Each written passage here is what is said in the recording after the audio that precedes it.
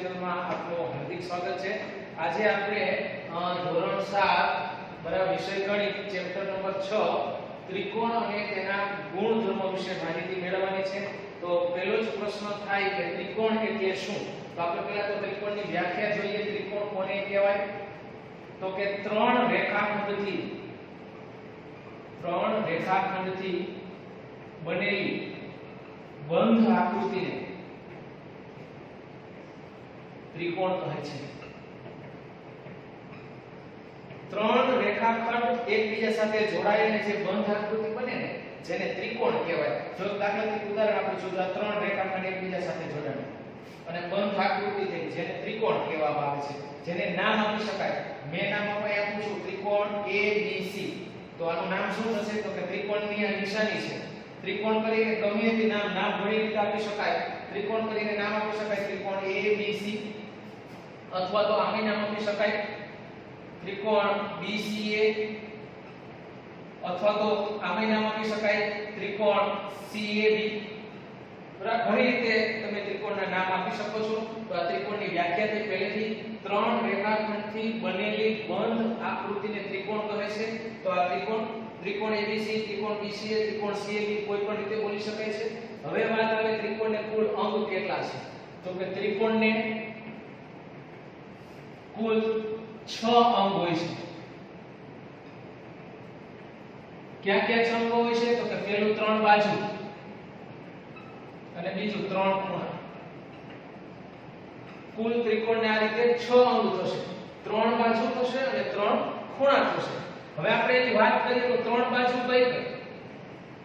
તો કે 3 બાજુ કઈ થશે? જો આ ત્રિકોણ ઉપરથી નામ આપીએ તો કઈ એક બાજુ થાય? તો કે AB, એક BC અને AC। તો આ રીતે બોલાય AB રેખાખંડ, BC રેખાખંડ અને AC રેખાખંડ। કારણ કે ત્રણ રેખાખંડ બંધ થાય ને આ રીતે ત્યારે ત્રિકોણ બને એટલે એને 3 બાજુ થાય। AB રેખાખંડ, BC રેખાખંડ અને AC રેખાખંડ। એ જ રીતે એને 3 ખૂણા છે। કયા ખૂણા કહેવાય? તો એક આ ખૂણો A, એક B અને એક C। હવે એક ખૂણાને લખો તો કેમ લખાય? ને વચ્ચે રાખવાનું। જો આ રીતે ખૂણાની નિશાની છે જો અને એને વચ્ચે રાખો કેમ લખાય? તો કે BAC। એ જ રીતે B ને લખો તો કેમ લખાય? તો કે ABC। આમે લખી શકાય CBA। હવે C ને વચ્ચે રાખો તો કેમ લખાય? તો ખૂણો ACD। ટૂંકમાં જે ખૂણો હોય એને વચ્ચે રાખવાનો હોય છે। તો આ થયા 3 ખૂણા અને આ રીતે એને કુલ 6 અંક થશે। અને 3 શિરોબિંદુ ક્યાં કહેવાય? તો કે A, B અને C જે દેખાય છે ને તમને એ એના 3 શિરોબિંદુ તરીકે ઓળખવામાં આવે છે। તો આ રીતે ત્રિકોણને કુલ 6 અંગ થશે। 3 બાજુ અને 3 ખૂણા। ત્રિકોણ ઉપરથી 3 બાજુ અને 3 ખૂણા આ રીતે લખી શકાય ને 3 શિરોબિંદુ કોણ થશે? તો કે A, B અને C થશે। હવે એના પછી વાત આવે ત્રિકોણના બરાબર છે પ્રકાર વિશે। બાજુને આધારે ત્રિકોણના પ્રકાર। બાજુના માપને આધારે ત્રિકોણના પ્રકાર। હવે બાજુના માપને આધારે ત્રિકોણના કેટલા પ્રકાર થાય? તો કે પહેલો પ્રકાર છે સમબાજુ ત્રિકોણ, બીજો ત્રિકોણ છે વિષમબાજુ ત્રિકોણ અને ત્રીજો છે સમદ્વિબાજુ ત્રિકોણ। હવે આની વ્યાખ્યા જોઈએ તો આપણે જોઈ શકીએ સમબાજુ ત્રિકોણ કોને કહેવાય? તો કે ત્રિકોણને 3 બાજુ હોય, ત્રણે ત્રણના માપ એક સરખા થાય ને તો એને સમબાજુ ત્રિકોણ કહેવાય। ત્રણે ત્રણના માપ અલગ અલગ હોય, જુદા જુદા હોય તો એને વિષમબાજુ ત્રિકોણ કહેવાય। અને કોઈ પણ બે બાજુના માપ, ત્રણમાંથી કોઈ પણ બે બાજુના માપ સમાન હોય ને તો એને આપણે સમદ્વિબાજુ ત્રિકોણ તરીકે ઓળખી શકીશું। આ પ્રકાર છે બાજુના માપને આધારે પ્રકાર। હવે જોવાના છે ત્રિકોણના બરાબર છે ખૂણાને આધારે। ખૂણાના માપને આધારે ત્રિકોણના પ્રકાર। એમાં પણ 3 પ્રકાર થશે। પહેલો થશે કાટકોણ ત્રિકોણ, બીજો લઘુકોણ ત્રિકોણ અને ત્રીજો થશે ગુરુકોણ ત્રિકોણ। હવે કાટકોણ ત્રિકોણ કોને કહેવાય? તો બરાબર છે કાટકોણ ત્રિકોણ ત્રિકોણને 3 ખૂણા હોય, એમાંથી મોટામાં મોટો ખૂણાનો જો 90 અંશ માપ હોય, 3 માંથી મોટા ખૂણાનું માપ 90 અંશ હોય તો કાટકોણ ત્રિકોણ કહેવાય। બરાબર, એ જ રીતે લઘુકોણ કોને કહેવાય? 3 ખૂણામાંથી મોટામાં મોટો ખૂણો જો 90 અંશ કરતા નાનો હોય તો એને લઘુકોણ ત્રિકોણ કહેવાય। ત્રિકોણ 90 થી મોટો હોય તો એને ગુરુકોણ ત્રિકોણ તરીકે ઓળખવામાં આવે છે, જે આપણે આગળ જોશું. તો આ રીતે ત્રિકોણના ખૂણાના માપને આધારે ત્રિકોણના 3 પ્રકાર થશે. આપણે આ રીતે ટૂંકા પ્રશ્ન જોઈએ. હું એક અહીં ત્રિકોણ દોરું છું ABC. હવે આમાંથી આપણે જવાબ આપવાનો છે. હું એમ કહું કે ખૂણા A ની સામેની બાજુ બરાબર ખાલી જગ્યા. તો ખૂણા A ની સામેની બાજુ કઈ છે? તો કે જો ખૂણો A એની સામેની બાજુ એટલે બાજુ કઈ થશે? તો કે BC રેખાખંડ. તો જવાબ આપણે કે BC રેખાખંડ. આમાં એક પ્રશ્ન પૂછાય AC રેખાખંડની સામેનો ખૂણો, AC રેખાખંડની સામેનો ખૂણો કોણ થાય? તો જો આ AC રેખાખંડ છે એની સામેનો ખૂણો કોણ થશે? તો ખૂણો જવાબ કોણ થશે? તો ખૂણો B. જવાબમાં આવશે ખૂણો B. એ જ રીતે આમાં પ્રશ્ન પૂછાય BC અને AC બાજુની અંતર્ગત ખૂણો, હવે BC રેખાખંડ એટલે AC રેખાખંડ એટલે એની અંતર્ગત એટલે એની અંદર આવે. તો આ BC અને આ AC એની અંતર્ગત ખૂણો કયો થશે? બંનેમાં સામાન્ય હોય તો કે ખૂણો C. એ જ રીતે આમાં પ્રશ્ન પૂછે ખૂણો A અને ખૂણો B ની અંતર્ગત બાજુ. તમે જોઈ શકો છો આ ખૂણો A છે અને આ ખૂણો B છે. બેની અંતર્ગત બાજુ કઈ થાય? તો કે એની અંતર્ગત બાજુ કઈ થશે? તો કે AB રેખાખંડ. તો એનો જવાબ થશે. તો આ વાત થઈ ત્રિકોણ વિશે. હવે એના પછી આપણે જોઈશું. ચાલો એના પછી હવે આપણે જોવાનું છે ત્રિકોણની મધ્યગા. ત્રિકોણની મધ્યગા. મધ્યગા કોને કહેવાય? જો આ ત્રિકોણ છે A B અને C, ત્રિકોણ ABC. હવે મધ્યગા કોને કહેવાય? જો કોઈ પણ એક શિરોબિંદુ લેવાનો, દાખલા તરીકે A શિરોબિંદુ છે, ત્રિકોણનું શિરોબિંદુ અને તેની સામેની બાજુ જે દેખાય એનું મધ્યબિંદુ, દાખલા તરીકે P છે, એને જોડતો રેખાખંડ એને કહેવાય મધ્યગા. તો વ્યાખ્યા શું થશે? ત્રિકોણનું શિરોબિંદુ અને તેની સામેની બાજુના મધ્યબિંદુને જોડતા રેખાખંડને ત્રિકોણની મધ્યગા કહે છે. આ એની વ્યાખ્યા પૂછે તો આ રીતે લખવાની છે. મધ્યગા એટલે શું? જો આ ત્રિકોણનું શિરોબિંદુ અને એની સામેની જે બાજુ હોય એનું મધ્યબિંદુ ને જોડતો રેખાખંડ જેને કહેવાય ત્રિકોણની મધ્યગા. તો આવી કેટલી મધ્યગા થાય? તો કે જો એક શિરોબિંદુની સામે જોડેલ એક આ મધ્યગા, એક આ બીજી મધ્યગા અને એક આ રીતે ત્રીજી મધ્યગા. તો એક માર્કનો પ્રશ્ન પૂછાય ત્રિકોણને કુલ કેટલી મધ્યગા છે? તો કે ત્રિકોણને કુલ 3 મધ્યગા છે. બીજો પ્રશ્ન પૂછાય મધ્યગા ક્યાં છે? તો કે મધ્યગા મધ્ય બિંદુએ છે.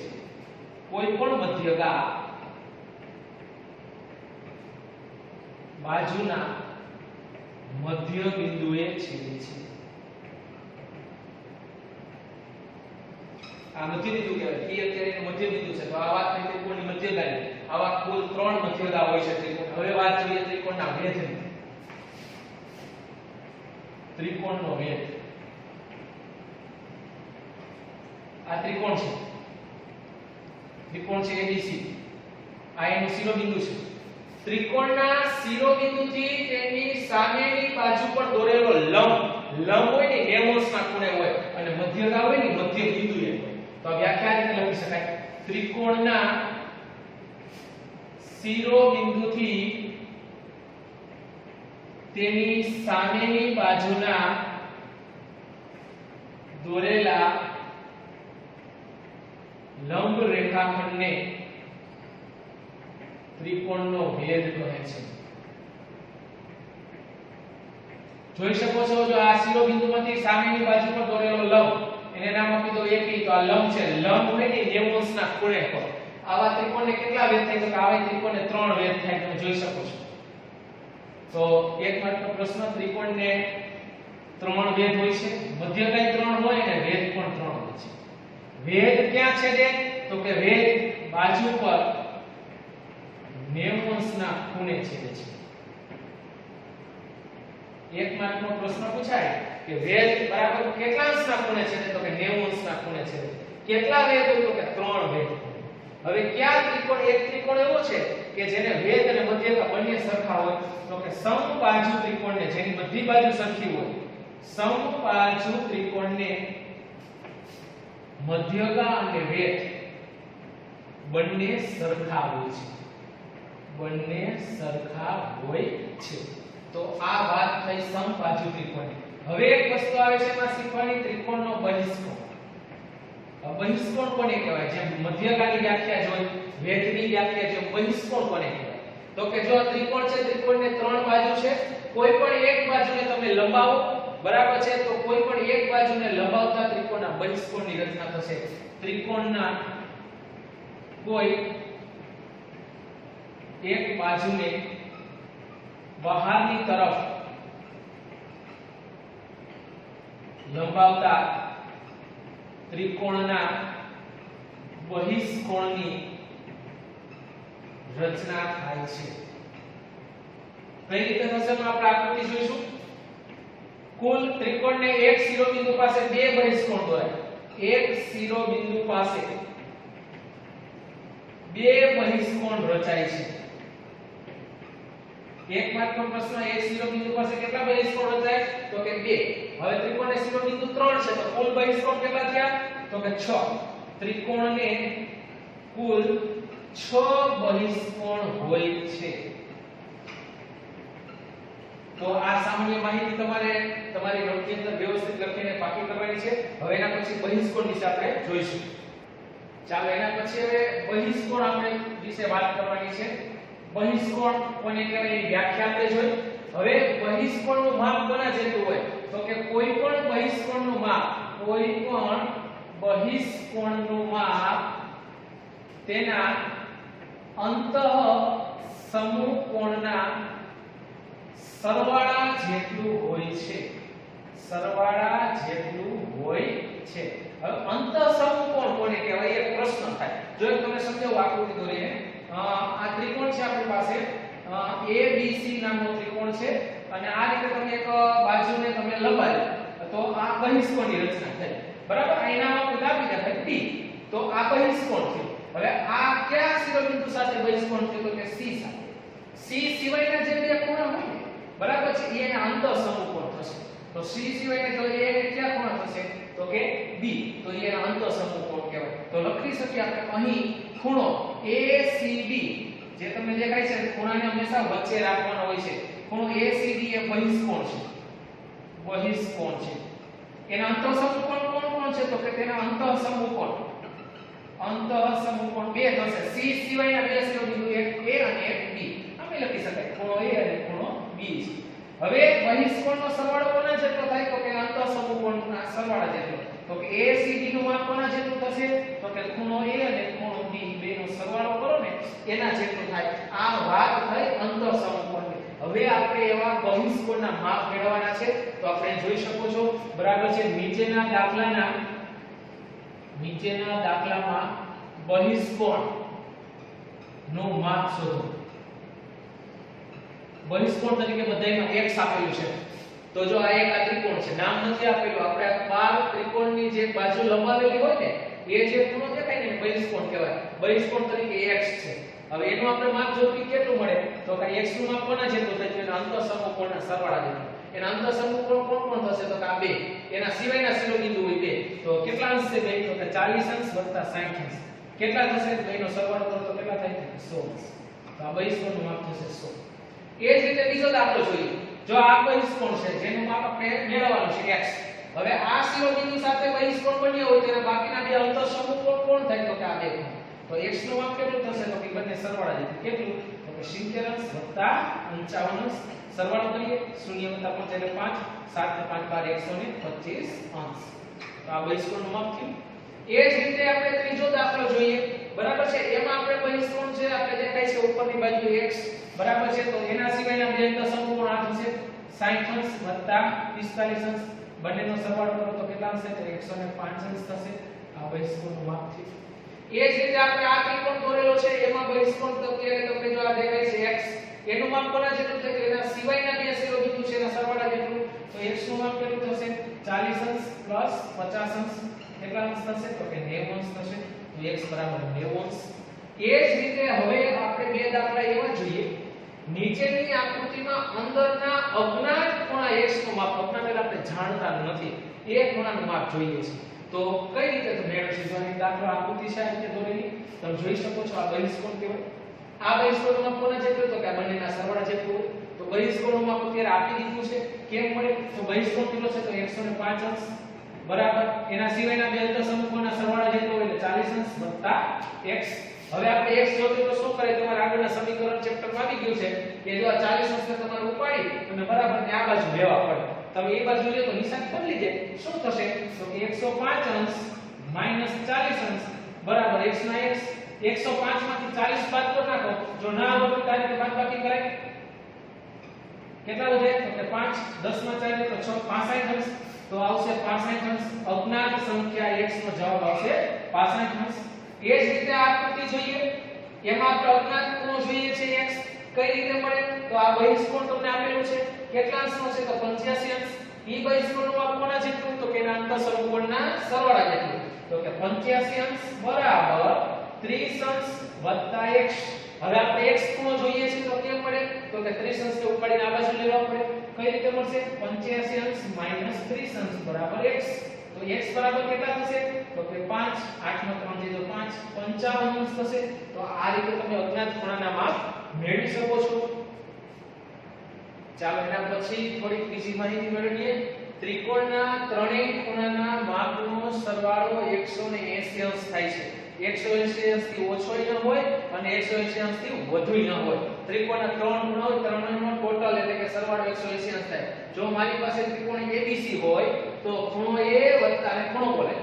ખૂણો A પ્લસ ખૂણો B પ્લસ ખૂણો C બરાબર 180 અંશ. ઉપર આ રીતનું બરાબર ટપકું કરેલું છે ને જેને અંશ બોલાય. 180 અંશ થાય. હવે વાત કરીએ સમબાજુ ત્રિકોણ જેની બધી બાજુ સરખી હોય. હવે જેની બધી બાજુ સરખી હશે ને એના બધા ખૂણાય સરખા હોય. તો કે સમબાજુ ત્રિકોણમાં ત્રણેય ખૂણાઓના માપ સરખા હોય છે. તેથી દરેક ખૂણો 60 અંશનો થશે. દરેક ખૂણા સરખા એટલે કુલ ત્રણ ખૂણા હોય. ત્રણેય ટોટલ 180 હોય. 180 ભાગ્યા 3 કરો એટલે દરેકનું માપ કેટલું અંશ થાય? તો 60 અંશ થશે. ખાલી જગ્યામાં પૂછાયું. સમદ્વિબાજુ ત્રિકોણમાં જે બે બાજુના માપ સરખા હોય તેની સામેના ખૂણાના માપ સમાન થાય. સમદ્વિબાજુ ત્રિકોણ કોને કહેવાય? જેની બે બાજુ સરખી હોય. જેની બે બાજુ સરખી હોય ને એના સામેના ખૂણાના માપ સરખા થાય. આ ખાસ યાદ રાખો. વિષમબાજુ ત્રિકોણમાં કોઈ હરખું હોતું નથી. બાજુ ખૂણા હોય તો લખી શકાય વિષમબાજુ ત્રિકોણમાં કોઈ પણ બે બાજુઓ કે કોઈ પણ બે ખૂણાના માપ સમાન હોતા નથી. વાત કરીએ કાટકોણ ત્રિકોણ. મોટા મોટો ખૂણો 90 અંશનો એને કાટકોણ ત્રિકોણ કહેવાય. કાટકોણ ત્રિકોણમાં એક ખૂણો 90 અંશનો હોય છે. વધ્યા બાકીના બે ખૂણા તો બંને ખૂણાઓ લઘુકોણ. લઘુકોણ એટલે 90 અંશ કરતા નાના હોય છે. ગુરુકોણ ત્રિકોણમાં કોઈ પણ એક ખૂણો 90 અંશથી મોટો હોય ને એને ગુરુકોણ ત્રિકોણ કહેવાય. ગુરુકોણ ત્રિકોણમાં એક ખૂણો ગુરુકોણ હોય છે એટલે કે 90 અંશથી મોટો હોય છે. જ્યારે બાકીના બે ખૂણા હોય તે હંમેશા 90 અંશથી નાના જ હોય છે, જે લઘુકોણ હોય છે. તો આ સામાન્ય માહિતી થઈ. બરાબર છે. હવે આપણે દાખલા કેવા પૂછાય આપણે જોઈએ દાખલા વિશે. હવે પહેલો દાખલો છે એક ત્રિકોણના એક ખૂણાનું માપ 65 અંશ અને બીજા ખૂણાનું માપ 65 અંશ છે. તો આ ત્રિકોણના ત્રીજા ખૂણાનું માપ શોધો. તો આપણે ખબર છે ત્રણ ખૂણાનો સરવાળો કેટલો થાય? તો કે એક ખૂણાનું માપ પ્લસ બીજા ખૂણાનું માપ પ્લસ ત્રીજા ખૂણાનું માપ બરાબર 180 અંશ. પહેલા ખૂણાનું માપ કેટલું છે? તો કે 62 અંશ. બીજાનું 62 અંશ. ત્રીજો ખૂણો આપણે મળી જશે બરાબર 180 અંશ. હવે આ બંનેનો સરવાળો કરાય. કેટલા થાય? તો 2 ને 5 7 6 ને 6 12 127 અંશ વત્તા ત્રીજો ખૂણો બરાબર 180 અંશ. આપણે ત્રીજા ખૂણાનું માપ જોયું છે તો શું કરવું પડે? તો કે ત્રીજા ખૂણાનું માપ બરાબર શું થશે? 127 અંશને ઉપાડી તમે આ બાજુ લઈ આવો એટલે નિશાન બદલી જાય. 180 અંશ માઈનસ 127 અંશ.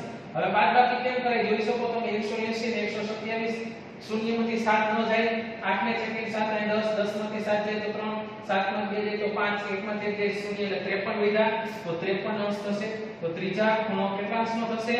તો કે ત્રીજો ખૂણો 53 અંશનો થશે. હવે તમને એમ કે આ ત્રિકોણ કયો હશે? તો આમાં ત્રણ ખૂણાના માપ છે.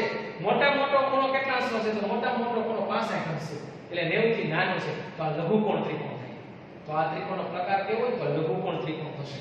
એ જ રીતે બીજો દાખલો એક ત્રિકોણના બે ખૂણાઓના માપ સરખા છે. અને સરખા માપના દરેક ખૂણાનું માપ 25 અંશ છે તો ત્રિકોણના ત્રીજા ખૂણાનું માપ શોધો તો ત્રણેય ખૂણાનો સરવાળો કરો જી એક ખૂણો વત્તા બીજો ખૂણો વત્તા ત્રીજો ખૂણો બરાબર સરવાળો થાય 180 અંશ બે ખૂણાના માપ સરખા છે એટલે સરખા છે કેટલા અંશના છે તો 25 અંશ વત્તા 25 અંશ વત્તા ત્રીજો ખૂણો બરાબર 180 અંશ 25 ને 25 તો કે 50 અંશ વત્તા ત્રીજો ખૂણો બરાબર 180 અંશ ત્રીજો ખૂણો બરાબર કેટલા અંશનો થશે તો કે ત્રીજો ખૂણો બરાબર 180 - 50 180 માંથી 50 જાય તો કેટલા વધે તો કે 130 અંશ તો ત્રીજો ખૂણો કેટલાનો થશે 130 અંશનો થશે હવે કોઈ આનો પ્રકાર કયો થાય તો મોટામાં મોટો ખૂણો કેટલા અંશનો છે તો 130 90 થી કેવો આવ્યો તો કે મોટો 90 થી મોટો આવે ને તો આ ત્રિકોણ ગુરુકોણ ત્રિકોણ થશે જો આ વધારાની માહિતી છે ત્રિકોણનો પ્રકાર કયો થાય તો ગુરુકોણ ત્રિકોણ હજી આપણે આવા બે દાખલા જોઈએ ચાલો એના પછી મિત્રો એક કાટકોણ ત્રિકોણમાં એક ખૂણાનું માપ 38 અંશ છે તો કાટકોણ સિવાયના ત્રીજા ખૂણાનું માપ શોધવાનું છે હવે કાટકોણ ત્રિકોણ એટલે એક ખૂણો 90 અંશ છે એક ખૂણો તમને 38 અંશ નો ત્રીજો ખૂણો તમને મેળવવાનો છે તો અહીં લખાય જો આ રીતે દાખલો આ રીતે કરવાનો કાટકોણ ત્રિકોણ હોવાથી એક ખૂણો કેટલા અંશનો થશે તો કે એક ખૂણો છે 90 અંશનો થશે બીજો ખૂણો આપેલો છે બીજો ખૂણો 38 અંશ આપેલ છે જોઈશે ત્રીજા ખૂણાનું માપ એટલે ત્રીજો ખૂણો મેળવવાનો છે એટલે આપણે ક્વેશ્ચન માં જ કરશી ત્રણેયનો ટોટલ કેટલો થાય તો 180 તો આ રીતે લખાય એક ખૂણો વત્તા બીજો ખૂણો વત્તા ત્રીજો ખૂણો બરાબર 180 અંશ હવે એક ખૂણો 90 અંશનો શા માટે 90 અંશનો છે તમને ખબર છે કાટકોણ ત્રિકોણ છે બીજો ખૂણો 38 અંશનો છે ત્રીજો ખૂણો આપણે જોઈશે તો કે ત્રીજો ખૂણો બરાબર 180 અંશ હવે આ બંનેનો સરવાળો થાય 0 ને 8 8 9 ને 3 12 128 અંશ વત્તા ત્રીજો ખૂણો બરાબર 180 અંશ 128 નો ઉપાડીને આ બાજુ લઈ જાઓ બરાબર ની ઓલી બાજુ નિશાની બદલી જશે 180 અંશ માઈનસ 128 અંશ જો આ રીતે બાદબાકી કરવાની છે 180 128 0 માંથી 8 ન જાય લાખની ચેકિંગ 7 અહીં 10 કો આવશે 10 માંથી 8 જશે એટલે 2 વધશે 7 માંથી 2 જશે એટલે 5 વધશે 1 માંથી 1 0 તો કેટલા આવ્યા તો કે 52 અંશ તો ત્રીજો ખૂણો કેટલા અંશનો થશે તો કે ત્રીજો ખૂણો 52 અંશનો થશે આ જ રીતે હવે એક દાખલો જોઈએ છે એક ત્રિકોણમાં બે ખૂણાઓના માપ સરખા છે સરખા એટલે સમાન જો ત્રીજા ખૂણાનું માપ 10 અંશ હોય તો ત્રિકોણના સરખા માપના ખૂણાના માપ મેળવવાના છે હવે જે બે ખૂણા સરખા છે એના માપ આપણને ખબર નથી તો આપણે ધારી લઈએ કે સરખા જે ખૂણા છે સરખા ખૂણાના માપ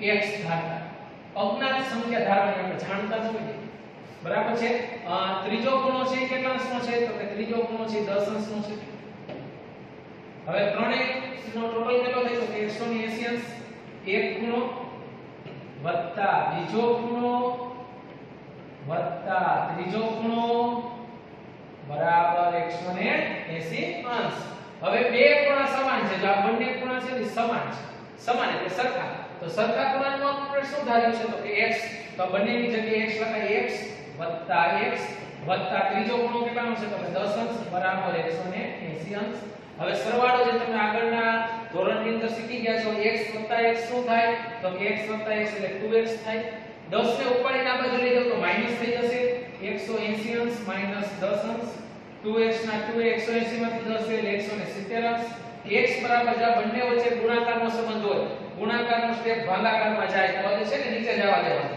170 અંશ ભાગ્યા 2 170 ભાગ્યા 2 ભાગાકાર આપને આવડે છે 170 અંશ ભાગ્યા 2 2 એટલા 16 એક માંથી ઉપરથી 0 થાય 2 5 10 તો કેટલા થયા તો 85 અંશ તમે જોઈ શકો છો જે સમાન ખૂણા છે એ સમાન ખૂણાના માપ શું થશે તો કે સમાન ખૂણાના માપ બરાબર 85 અંશ થશે આ રીતે મિત્રો તમારે ત્રિકોણ ચેપ્ટર કરવાનું છે